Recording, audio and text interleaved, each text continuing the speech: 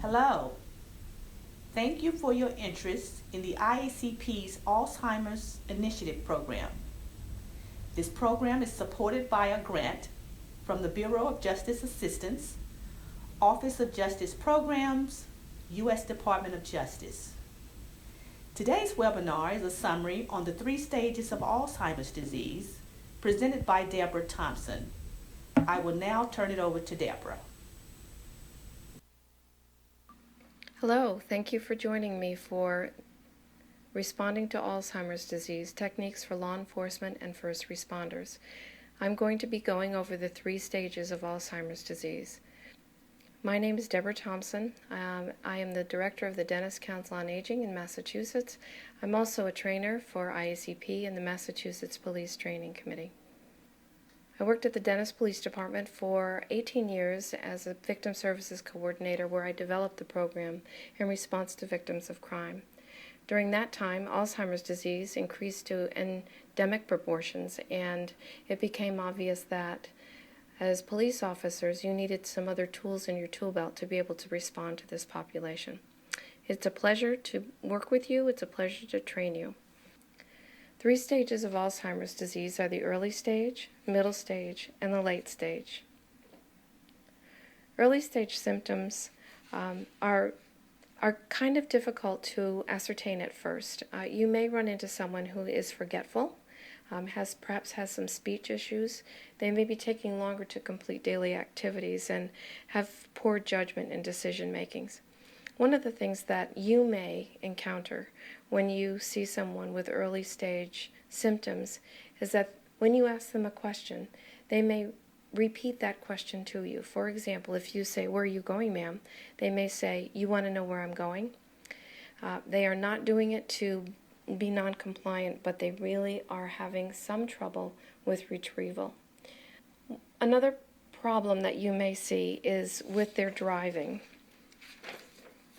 There is a problem with impaired spatial perception and general confusion when people are driving, and that will manifest itself when they're trying to perhaps take a left-hand turn. They generally will make a very wide sweep to try to take this left-hand turn. Sometimes people avoid left-hand turns altogether in order to be able to maintain, some kind of control. They may have trouble locating the documents that you're asking for. I just want to again reassure you that they are not intentionally being non-compliant, but they really are having difficulty remembering where that registration is or remembering where that license is. And sometimes shoplifting can also be an issue, where an individual will be very certain that they've paid for an item that they're being accused of taking.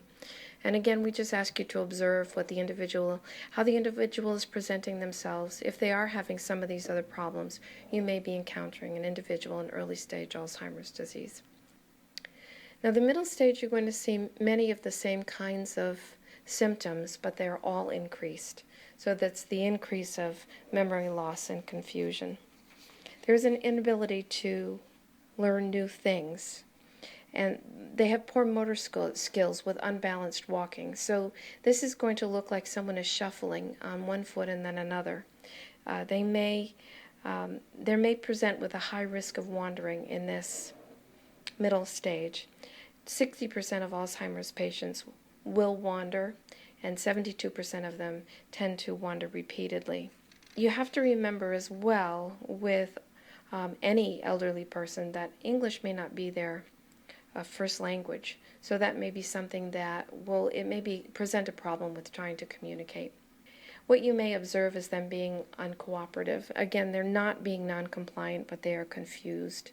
They're really wondering, where it is that they're trying to go or who it is that they're trying to find. They may have trouble with recalling words, true disorientation, as I said. At this point in the Alzheimer's disease, you may also see some issues with basic needs that are not being met. For example, you may see an individual who has soiled themselves, or they're not clean, their hair looks dirty, they may look like they haven't bathed. This is, again, another thing that you may observe about this individual, and when you put it all together, you'll understand that it's Alzheimer's disease that you're seeing. There is a general confusion and bewilderment that manifests in this stage that causes a great deal of trouble. one of the things that happens in middle stage, usually later middle stage, is that the circadian rhythm seem to be kind of thrown off, and the circadian rhythm is what changes that roughly follow a 24-hour cycle in our system. So when it gets dark out, when it's late at night, our systems tell us that it's time to go to bed.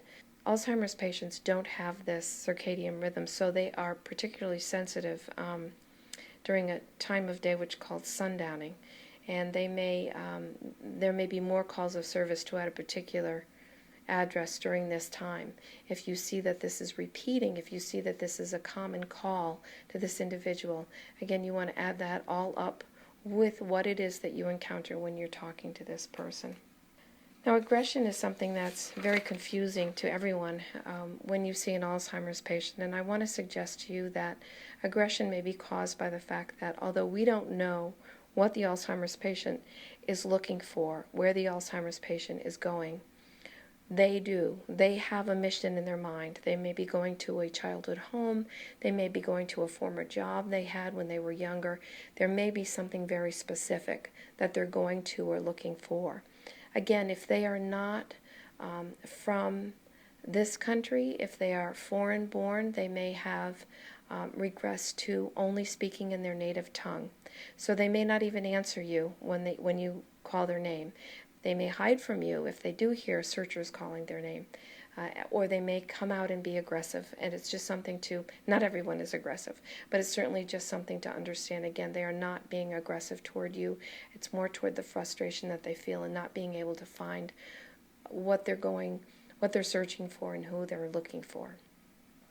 Late stage symptoms, I really have doubts if you would be seeing someone in late stage. They are often bedridden. There is a general inability to recognize oneself or their family. If they see themselves in a reflection, they may not know who they are. They generally lack an ability to communicate altogether. There's often tremendous weight loss. There's sometimes skin infections. If they are bedridden, they may be groaning, moaning. They may have increased sleeping and lack of control of either bowel and or bladder. So what you may observe, you may see that an individual looks like they're being abused or they look like they're being neglected. Again, an Alzheimer's patient in the late stages is unable to care for themselves pretty much at all. You might see some suicide or homicide ideations or perhaps carried out in this stage as caregivers get they're very sad to see their loved one wasting away with this disease, and they may kill the Alzheimer's patient and then themselves, so it could be a suicide, homicide. So calls for assistance where late stage are very difficult. You do need to understand that if they are still mobile, they could be wandering, and these are all things to be looking for. Thank you for viewing our webinar. If you have questions or you need to order materials, please email the Alzheimer's team at alzheimers@theiacp.org. Thank you.